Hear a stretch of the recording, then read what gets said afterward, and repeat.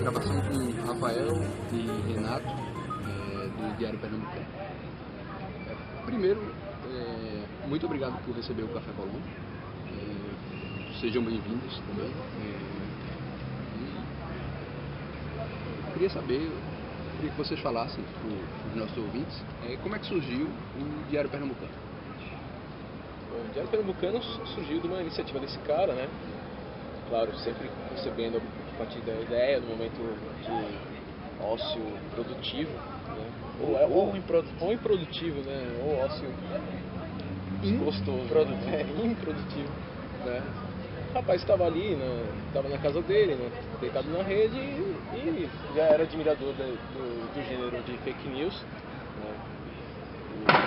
Eu também admirava tudo, mas eu ainda estava por fora da história, e o cara simplesmente resolveu criar aquela rede, né? Pegou um e-mail, escreveu um e-mail, mandou para os amigos que ele achava que teriam... Na verdade, assim, as almas cebosas da cidade, né? Assim, mas as mais criativas, né? Assim, todos os aspectos possíveis, da música, arquitetura, profissional liberal, vagabundo ocupacional, todos esses aí foram convocados. Obviamente que no processo darwinista, né, ele teve que esperar a seleção acontecer, e de 35 foi a média que calculou.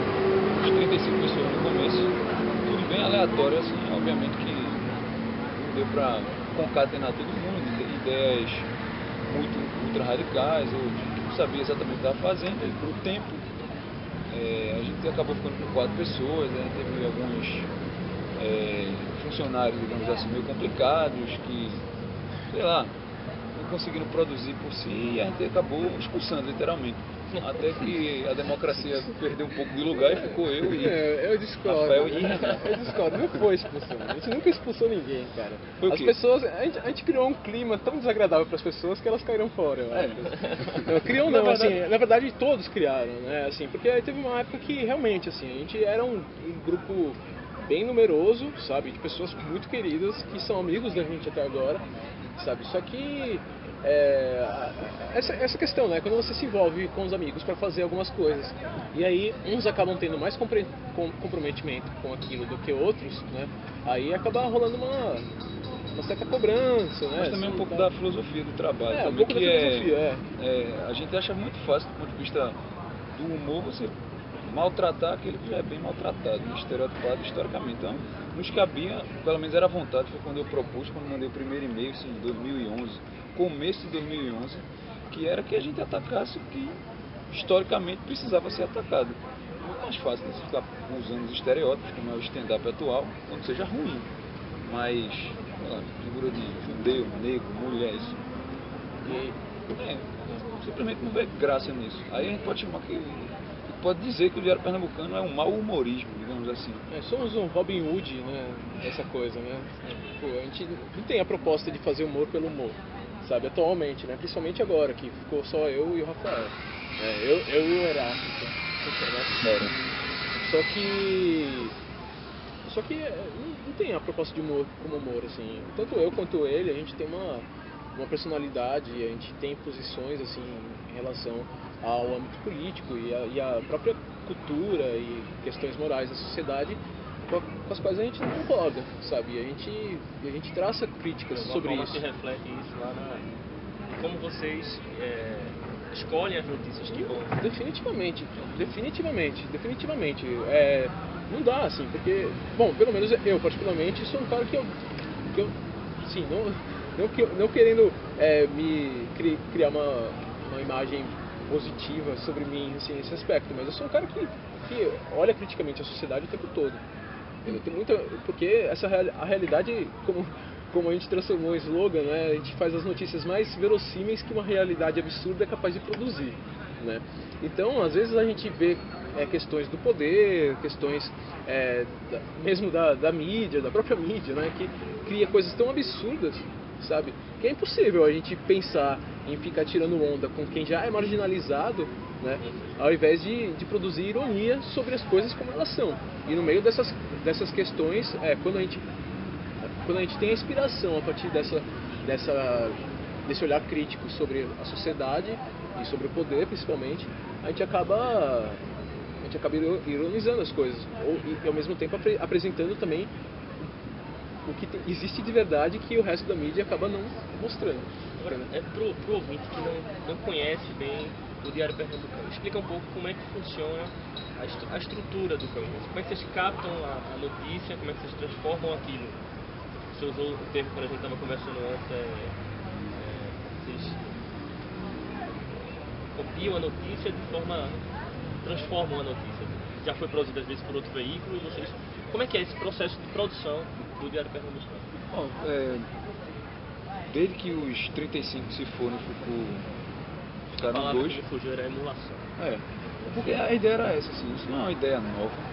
Se você pesquisar assim, os grandes veículos que trabalham isso, a gente tem nos anos 80 o The Onion, um americano, pegou um tamanho absurdo que até debate presidencial esse pessoal trabalha hoje. E a gente via que eles nasceram basicamente nessa proposta, que existem três grandes articulações que eu posso dizer aí para uma mídia fake nascer, acho que qualquer tipo de mídia, que é o motivo, o instrumento e a oportunidade. O motivo a gente sabe, a crise dos grandes meios, essas mídias só acabando e essas pequenas mídias pulverizadas aparecendo o tempo todo, essa desverticalização do processo de comunicação, está bem horizontal agora. O leitor agora ele quer participar, e as mídias oficiais nem sempre foram tão abertas. Então a ideia é essa, no motivo. O instrumento, eu pensei, eu vejo tantas mídias que já fazem isso, mesmo antes da gente. A gente tem, sei lá, mídias como G17, Sensacionalista, R7, mas que trabalham com humor pastelão, que não é ruim. Muito pelo contrário, é entretenimento. A gente chama inclusive de infoentretenimento agora.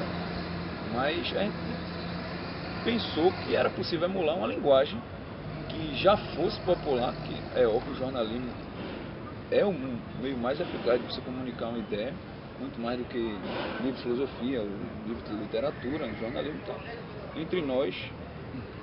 E aí esse foi um instrumento que eu imaginei, emular a linguagem do jornalismo, com rigor, é paradoxal dizer isso, mas preocupado com o rigor que o jornalismo tem de informar, com uma certa clareza. E a oportunidade é essa, assim, um momento de diversos tipos de revolução social acontecendo e muitas vozes querendo espaço. E aí a ideia foi, se você quer manter uma opinião, cria o seu jornal. Então veio na cabeça assim, eu vou fazer aquilo que mídias como o The Onion já fazia, isso é dos anos 80, não é, com humor que não é também novidade, que é basófia, é ironia, é sátira, isso tem 2.500 anos de história, e ao mesmo tempo a gente poder deixar aberto para participações. Então, se você olhar a história, assim, no Pasquim, não era o Cacete Planeta, então a gente tem produções de vídeo também que são discretas, mas quem está querendo ocupar um espaço no Brasil, que na Europa e nos Estados Unidos é muito bem ocupado, jornais de sátira, jornais de galhofa, que em Recife a gente teve durante 30 anos, ainda existe, assim, o Papa Figo, que não era mídia fake, mas o espírito era um espírito de galhofa, de como, sei lá, como é na França o Canard Enchaîné, que os caras denotam as fuleiragens políticas assim, as claras. Eu pensei, qual é a mídia hoje que está fazendo sentido nesse tipo de emulação que a gente quer fazer? Então já tinha o motivo, o instrumento, só foi uma conjuntura. Como o Renato disse, em 2011 eu estava não era bem uma rede, era numa cama, deitado assim, não vou chamar de insight porque isso é muita presunção. Isso provavelmente já vem sendo maturado na cabeça, estourou. Imediatamente escrevi um texto e veio para todo mundo. Quem vai querer? Então aí nasceu. A partir daí, o processo de produção que vocês perguntaram é extremamente aleatório. A realidade já faz por nós. Na verdade, a realidade é a grande fonte. Só que agora a gente usa a mentira a serviço da verdade. A ideia é simples. Como a gente conversava que, por exemplo, denunciar um problema que é local, geralmente esses jornais nascem para isso. É inclusive uma pesquisa atual que eu faço. Diversos lugares na América Latina começam a ter esses jornais, tanto pastelão quanto esse de, a gente pode chamar agora de mídia fake contra-hegemônico, que começa a dar audiência àqueles cidadãos que querem também informar. Quer dizer, as pessoas estão se informando com mídia fake, não é por causa da gente, isso vem acontecendo há muito tempo. E a gente quer oferecer esse espaço. E está, digamos assim, paradoxalmente funcionando. E a gente usa a mentira a serviço da verdade, se é que é possível dizer assim, é o nosso slogan, né? Falseei, mas sem faces. assim, eu particularmente sempre fui leitor de jornal, né, principalmente impresso, sabe? Sempre gostei muito de ler, mas não me encontrava com aquela realidade, sabe? Sempre observava nuances na linguagem, sabe? A técnica a serviço de tentar informar, mas ao mesmo tempo ocultar ou dar outro sentido aos fatos. E conforme, bom, eu fui amadurecendo, eu fui tendo mais percepção disso. Né? Quando o Rafael chegou para me convidar, né, minha primeira função assim foi mais na base da galhofa mesmo.